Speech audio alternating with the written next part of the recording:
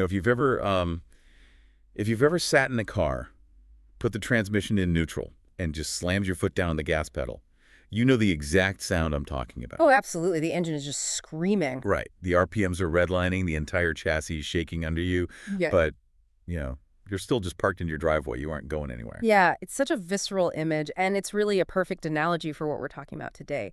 You're generating a massive amount of heat and noise and, well, burning through your fuel at a crazy pace, but you have zero forward momentum. All exertion, no execution. Exactly. And that image really gets at this paradox that is just completely plaguing businesses right now, especially in the tech and services sector.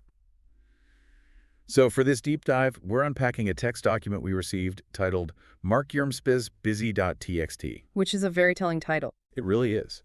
And for anyone outside the industry, an MSP, managed service provider, is basically an outsourced IT department, right? They keep other companies' networks and servers running.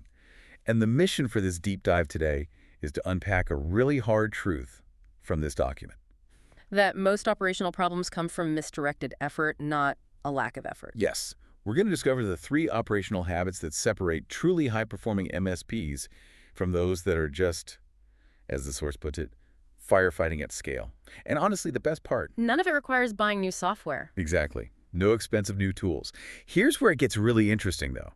Because when a team is busy, when everyone is screaming that they're at capacity, the default response is almost always just, let's add headcount. Right, just throw more bodies at the problem, hire more engineers. But our source argues this is just slapping a Band-Aid on a fundamental process problem. Yeah, because the gap between being busy and being productive is exactly where your profit margins disappear. If your process is fundamentally broken, adding more people just gives you a larger, more expensive, broken process. You just have more people standing around that revving car in the driveway. Precisely. So if we want to find out why a team is so busy but not productive, we have to start by looking at where the time invisibly vanishes before the actual work even begins. And we are talking about meetings. The invisible time drain. The ultimate time drain. It's so easy to ignore because, it feels like work. You're staring at a video call, talking about client issues, so your brain logs it as doing work. But the text breaks down how meeting bloat is literally measurable. It's not just a feeling. Mm-hmm. If you multiply the number of attendees by the duration across all your recurring meetings, the actual cost in engineer and leadership time becomes completely staggering. Because meetings don't cancel themselves, right? They just accumulate. They only accumulate. Mm. The text has this perfectly painful example. It talks about a weekly stand-up that, it made perfect sense when it was just 4 people. Yeah, 15 minutes and done. Right. But fast forward a bit, and now it has 12 attendees. It produces absolutely no clear output, and people are just multitasking off camera. It's basically organizational inertia. It's like a monthly subscription you forgot to cancel, but it's draining your team's hours instead of your bank account. That is a great way to phrase it. But, okay, I have to push back on this for a second. Let's say I'm running that 12-person meeting. What if my answer is just, well, it keeps people aligned, or it's a really good chance for a remote team to catch up? Yeah. Doesn't that have value for team culture? It's a common defense, but the source is actually really strict on this. It argues that if your only goal is alignment or socializing, that is not a meeting. Wait, really? Then what is it? It should be a written update or a shared channel in your chat app. A meeting is for synchronous decision-making. You don't hold 12 people hostage just to read them a memo. Wow. Okay, so how do you fix it? The text outlines a strict meeting audit rule. For every single recurring meeting, you have 5 options. 1, keep it. 2, reduce its frequency. And like going from weekly to monthly. Exactly. 3, reduce attendance. Maybe only the leads need to be there. 4, convert it to an async update. Or 5, just cancel it. And to stop it from coming back, I think the document mentions a checklist. Yes, the pre-meeting checklist. Before booking any new meeting, you have to answer 3 questions. What decision needs to be made? Who specifically needs to make it? And this is the kicker. Why can't this happen in writing? I love that. Why can't this happen in writing? It forces you to justify the interruption. Okay, so let's say we do the audit, we clear the calendar. The engineers are finally free to actually work on tickets. This is where people fall into the next trap. Right, because the natural assumption is that more time spent on tickets equals a healthier business. But the source material warns that how we measure that time is fundamentally flawed. Yeah, because leaders love looking at a 95% utilization rate. Oh yeah, it looks fantastic on a dashboard. It signals that, hey, capacity is being used. Nobody's just sitting around. Well, what are they actually working on? Okay, let's unpack this. It's like running on a treadmill at max speed, but wondering why you haven't left the room. How do we actually separate running in place from moving forward? The source introduces this concept of effective utilization. Because high utilization with low first-time resolution, that just means a team is repeatedly handling the exact same problem. They're trapped in a loop. Exactly. So the document breaks it down into two buckets. First, you have productive hours. This is your first-time resolutions, proactive work, and actual environment improvement. Means to prevent future fires. Right.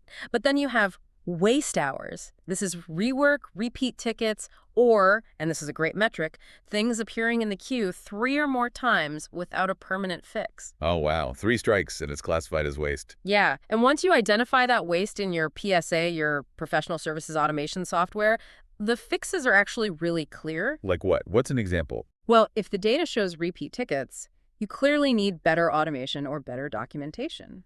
What if it's an engineer just bouncing around a lot? Context switching. Like if an engineer is jumping between 5 completely different clients in a single morning, that points directly to a scheduling problem. Right, because they have to mentally reboot every time they look at a new network. Exactly. And if you see client-level time sinks, like one client taking up half your week, that requires a scope conversation with that client. So how does a team actually start doing this without getting overwhelmed? The text offers a 90-day challenge. You pull a PSA time entry export, find the top 5 time sinks, and you just ask the team, if 20% of this wasted time needed to be cut in the next 90 days, where would we start? Just 20%. That feels manageable. That gives the engineers agency. It totally shifts the mindset from feeling overwhelmed to feeling analytical. Okay, so we've fixed the daily schedule by cutting meetings. We've fixed the daily workload by focusing on effective utilization. The machine is humming. In theory, yes. Right, in theory. But why does the entire system still seem to blow up every single Monday morning? I mean, this happens everywhere. And the source argues that to fix Monday, we actually have to rewind to Friday. Monday chaos is just Friday's unfinished business. It's the classic scenario. Laptops close on Friday at 5 p.m. Everything feels totally fine. But Monday arrives, and you've got 3 escalated tickets, an angry client, and an on-call engineer who has absolutely zero context. And usually an SLA breach, right? A service-level agreement violation. Yes, and the text's central thesis here is that none of this is just bad luck.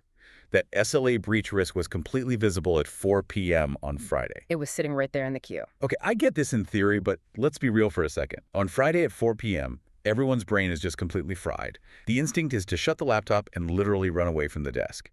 How do you actually get an exhausted team to do more admin work right before the weekend? Well, the source acknowledges that friction. The solution is you make it non-negotiable for exactly 1 month to build the habit, and you assign ownership to one specific individual. So not just a vague team responsibility. Right, because if everyone is responsible, nobody is responsible. And you keep it incredibly brief. After 4 weeks, the team actually sees the self-evident benefits. Calmer weekends, cleaner Mondays. So what does this incredibly brief closeout actually look like? It's a 10 to 15-minute Friday closeout checklist, just 5 steps. Step 1, open P1 and P2 tickets. Just checking the status. Status and next action, yeah. Step 2, flag any SLA breach risks in the next 48 hours. They're ticking clocks. Exactly. Step 3, verify scheduled weekend changes. You confirm ownership and make sure there's a documented rollback plan. In case someone breaks the server on Saturday night. Right. Step 4 is the on-call handoff with context. And step 5 is just proactive updates for clients with unresolved issues so they don't feel ignored over the weekend. I noticed the text draws a really cool connection here to security operations, specifically at enhance.io. Yeah. In security ops, triaging alerts correctly the first time massively reduces downstream rework. So it's the exact same principle. It is. And the text notes that this internal closeout shouldn't be a meeting. It should be a written summary under 200 words that takes the on-call engineer maybe 3 minutes to read. Giving them instant context instead of making them dig through logs at 2 a.m. Exactly. It really all comes down to operational discipline. So, to summarize the core message of this deep dive for you listening, scaling a business successfully doesn't always mean hiring the most engineers you can find. Usually that makes it worse if the process is bad. Right. It actually means building the discipline to make every hour count. purging useless meetings, measuring effective utilization, and closing out Friday to protect Monday. It's about working smarter, but mechanically smarter. So what does this all mean for you right now? The tech's final advice is so practical. Just start with the one problem causing the most friction for you this week. Fix that, and the rest will naturally follow. Don't try to boil the ocean. But there is a flip side to this that I think is a great lingering thought for everyone. The text warns heavily about just adding headcount to solve chaos. So if you ignore these operational basics and you just keep hiring more and more people to handle the noise, at what point does the sheer weight of undocumented processes and bloated meetings cause the entire operation to just collapse under its own size? That is a terrifying thought. You just build a heavier car that's still stuck in neutral right until the engine blows. Exactly. Well, definitely something to chew on before your next 12-person stand-up meeting. Thanks for joining us on this deep dive, and we'll catch you next time.